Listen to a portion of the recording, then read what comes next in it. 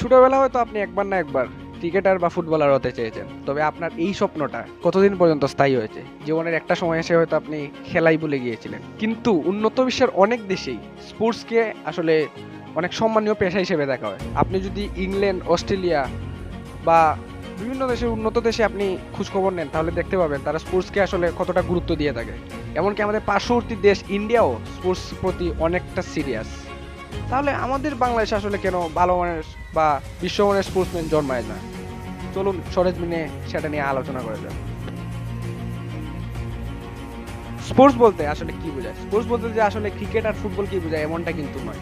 সারা বিশ্বে প্রায় 4000-এরও বেশি স্পোর্টস রয়েছে, যেটা উৎসিস লিপসিংকি তার একটি বইতে দাবি করেছেন।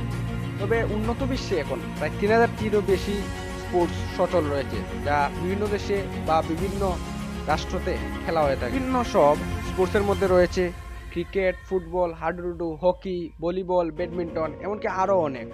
এবার আসা যাক মূল পয়েন্টে। আসলে আমাদের দেশে কেন বিশ্বমানের স্পোর্টসম্যান জন্মায় না বা স্পোর্টসম্যান তৈরি হয় না? আমাদের দেশে স্পোর্টসম্যান না জন্মানোর বিভিন্ন প্রতিবন্ধকতা বা বিভিন্ন কারণ রয়েছে। তার মধ্যে যে উল্লেখযোগ্য কারণগুলো রয়েছে তা হলো সামাজিক প্রতিবন্ধকতা, সুযোগ সুবিধার অভাব, অতিরিক্ত সমালোচনা এবং শারীরিক গঠন। হ্যাঁ, এখন আপনারা হয়তো জিজ্ঞেস করতে পারেন, ভাই শারীরিক গঠন এখানে কোথা থেকে আসলো? আসলে আমাদের এশীয় অঞ্চলে শারীরিক গঠন অন্য যে কোনো দেশের মানুষের তুলনায় কিছুটা হলেও দুর্বল।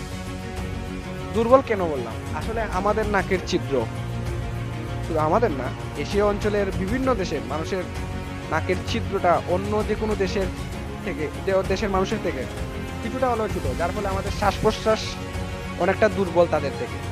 যার ফলে শ্বাস প্রশ্বাস যদি আপনার ভালো নয়, আপনি তো স্টেমিনা পাবেন না। তো যার কারণে আমাদের শ্বাস প্রশ্বাসের ফলে বা শ্বাস প্রশ্বাস যে প্রতিবন্ধকতা সৃষ্টি করে, তা আমাদের শরীরেও বিভিন্ন ধরনের প্রতিবন্ধকতা বা বিভিন্ন রোগের সৃষ্টি করতে পারে, যা আমাদেরকে খুবই রিস্ক বা চ্যালেঞ্জ নিতে হয়। আপনারা বলতে পারেন, এটাই কি শুধু ভাই একজনকে ভালো স্পোর্টসম্যান হওয়া থেকে দূরে রাখতে পারে? না, দূরে রাখতে পারে না। বিশ্বের অনেক বড় বড় লিজেন্ড প্লেয়াররা বিভিন্ন শারীরিক প্রতিবন্ধকতা নিয়েই কিন্তু বিশ্বকে জয় করেছে। আসলে আমাদের প্লেয়ারদের সেই মাইন্ডসেট থেকে বেরিয়ে আসতে হবে যে আমরা আসলে কিচ্ছুই পারবো না, আমাদের দ্বারা কিছুই সম্ভব না। আসলে আমাদের দেশে কেউ খেলাটাকে আবেগ দিয়ে খেলে না, সবাই পেশা হিসেবে মনে করে। কিন্তু আপনি সেখানে দেখবেন যে একজন 40 বছরের রোনালদো বাইসাইকেল গিয়ে গোল করে, 37 বছরের মেসি হ্যাটট্রিক করে, নেইমার যার বয়স 35 সেও কিন্তু বারবার ইনজুরিতে পড়ার পরও খেলায় ফিরে আসার বিশ্বাস রাখে। সেখানে আমাদের দেশের কিছু ভদ্র খেলোয়াড় অতিরিক্ত টাকা আয়ের লোভে রাজনীতি, বিভিন্ন ধরনের কন্ট্রোভার্সিয়াল বিষয়, এমনকি নিজেদের মধ্যে কাদা চিটাচিটি করে থাকে।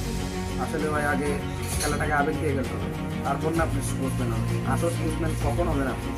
এবং আপনি খেলাটাকে উপভোগ করবেন, খেলার প্রতি আপনি আবেগী হবেন।